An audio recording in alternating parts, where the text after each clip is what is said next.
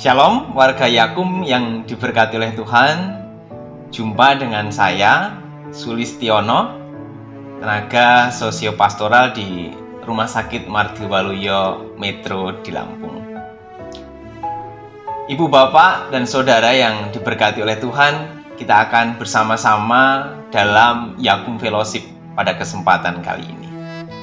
Sebelum kita mendengarkan firman Tuhan, mari kita berdoa.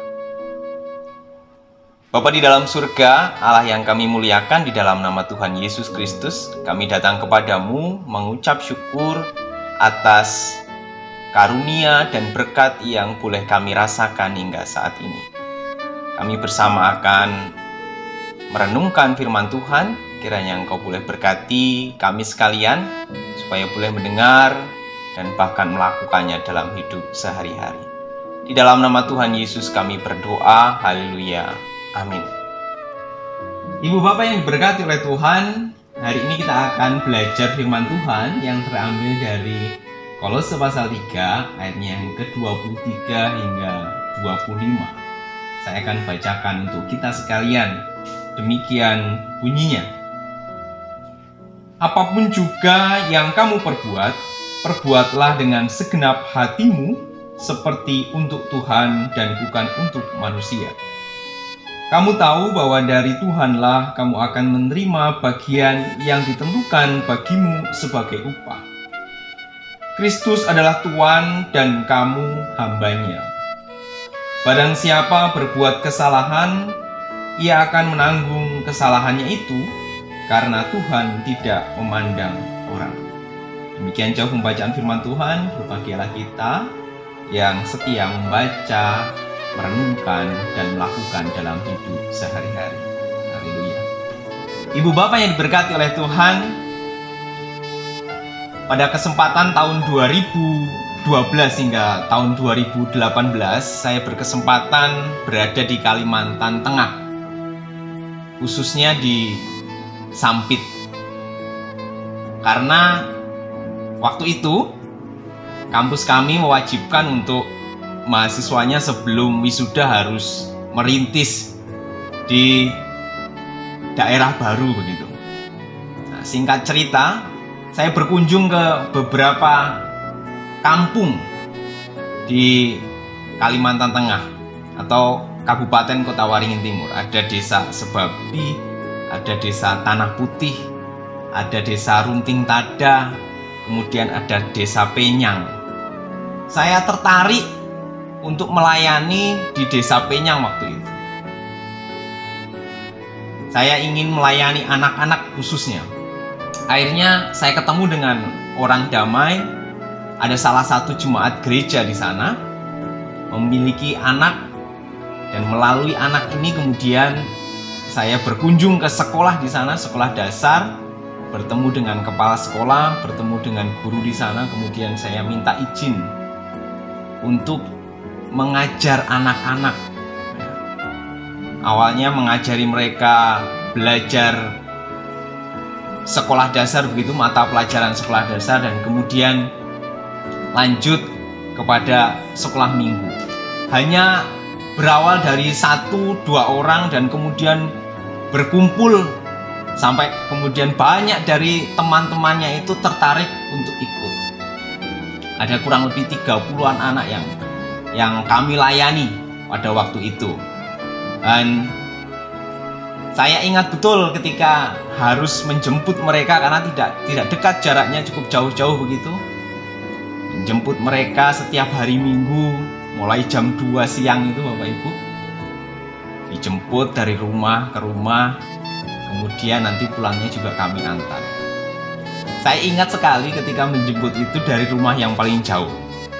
Jadi ketika lewat, kami sudah berboncengan, biasanya ada 1 anak di depan, kemudian ada 2 anak di belakang, kemudian saya yang membawa begitu.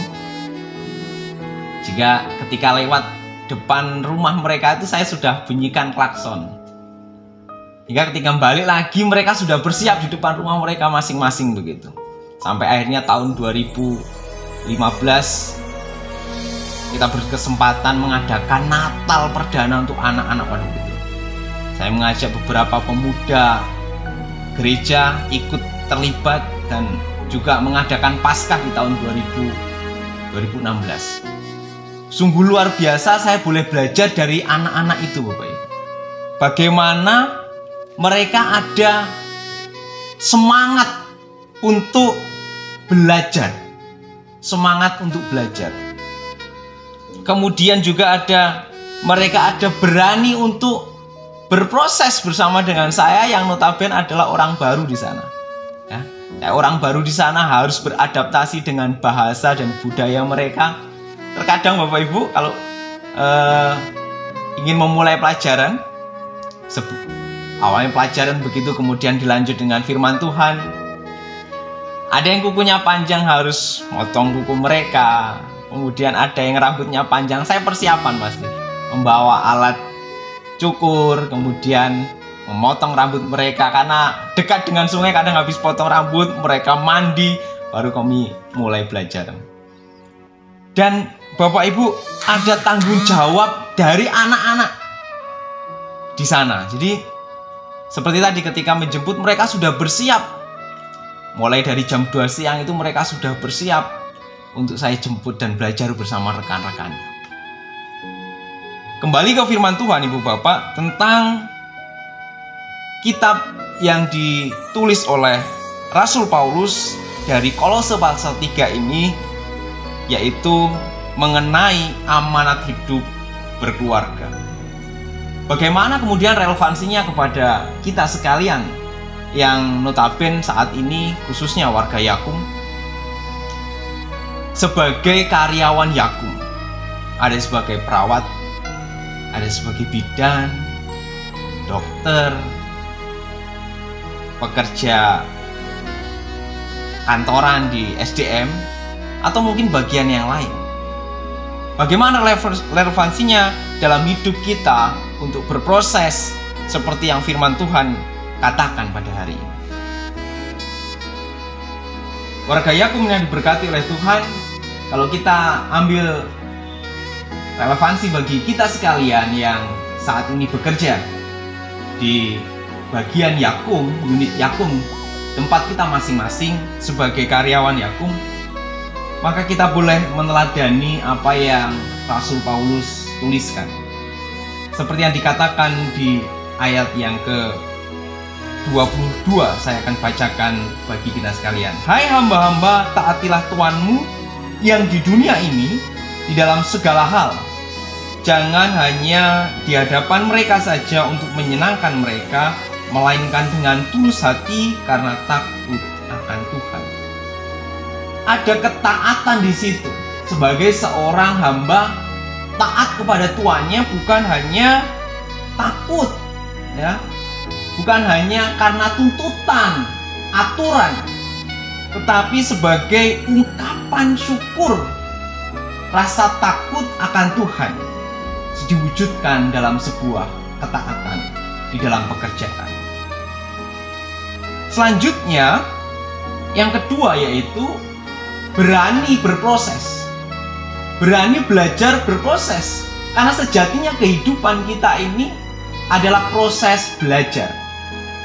Belajar untuk semakin baik, belajar untuk semakin mengerti akan kehendak Tuhan, belajar untuk bagaimana kita mewujudkan yang dikatakan menyenangkan hati Tuhan itu. Warga Yakum yang diberkati Tuhan, seperti halnya anak-anak tadi, sejatinya kita juga harus demikian. Berani berproses untuk belajar sehingga kita menjadi bertumbuh. Yang ketiga yaitu bertanggung jawab. Setiap kita di bagian kita masing-masing memiliki tanggung jawab. Sebagai perawat memiliki tanggung jawabnya. Sebagai dokter memiliki tanggung jawabnya. Di bagian apapun kita, cleaning service memiliki tanggung jawabnya. Mari kita kerjakan tanggung jawab itu dengan tulus. Bertanggung jawab dalam setiap pekerjaan kita. Tahun ini beberapa rumah sakit Yakum harus mengikuti akreditasi Dan semua bagian harus bertanggung jawab terhadap pekerjaannya. Mulai dari hal-hal yang kecil, ya, tidak ada yang terlewatkan. Harapannya kita semua mendapatkan hasil yang maksimal, hasil yang baik. Mari kita wujudkan tanggung jawab kita dalam setiap pekerjaan yang kita lakukan sehari-hari. Kiranya firman Tuhan hari ini boleh memberkati kita sekalian. Selamat berproses, selamat bertanggung jawab. Tuhan memberkati. Ibu bapak yang diberkati oleh Tuhan, mari kita bersama berdoa. Bapa di dalam surga, Allah yang kami muliakan di dalam nama Tuhan Yesus Kristus, kami bersyukur atas kebenaran firman Tuhan yang telah bersama kami dengarkan. Biarlah kami menjadi anak-anak-Mu yang taat, mau melakukan kebenaran firman Tuhan dalam laku hidup sehari-hari.